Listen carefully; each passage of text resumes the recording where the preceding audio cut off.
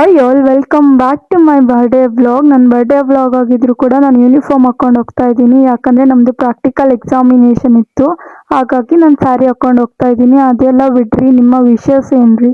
ಎಷ್ಟು ಜನ ವಿಶಸ್ ಮಾಡಿದ್ದೀರಾ. Thank you so much for all your wishes. And ತುಂಬ ಜನಕ್ಕೆ ನಾನು ರಿಪ್ಲೈ ಮಾಡೋಕ್ಕಾಗಿಲ್ಲ, ಸಾರಿ ಫಾರ್ ದಟ್. ಅಂಡ್ ಇದೆಲ್ಲ ಇರಲಿ ನೋಡಿ, ಇಲ್ಲಿ ನಮ್ಮ ಅಂಕಲ್ ಬಂದುಬಿಟ್ಟು ನನ್ನ ಬರ್ಡೇಗೋಸ್ಕರ ಅವ್ರ ಟೈಮ್ನ ಕೊಟ್ಬಿಟ್ಟು ಕವನ ಬರ್ದಾಕಿದ್ದಾರೆ.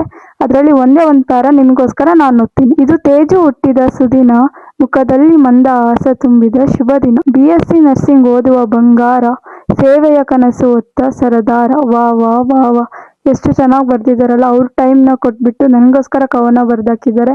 Thank you so much uncle. ನಿಮಗೆ ಎಷ್ಟು ಥ್ಯಾಂಕ್ಸ್ ಹೇಳಿದ್ರು ಸಾಲದು. ನಿಮ್ಮ ಕವನ ಬರವಣಿಗೆ ತುಂಬ ಚೆನ್ನಾಗಿದೆ. ಅಂಡ್ ಇದೆಲ್ಲ ಅಲ್ಲದೆ ನಮ್ಮ ಫ್ರೆಂಡ್ಸ್ ಕೂಡ ನನ್ನ ಬರ್ಡೇಗೆ ಚೆನ್ನಾಗಿ ಬರ್ಡೇ ಸೆಲೆಬ್ರೇಟ್ ಮಾಡಿದ್ದಾರೆ. ಅದೆಲ್ಲ ನೋಡಬೇಕು ಅಂದರೆ ನನ್ನ ಫಾಲೋ ಮಾಡ್ಕೊಳ್ಳಿ.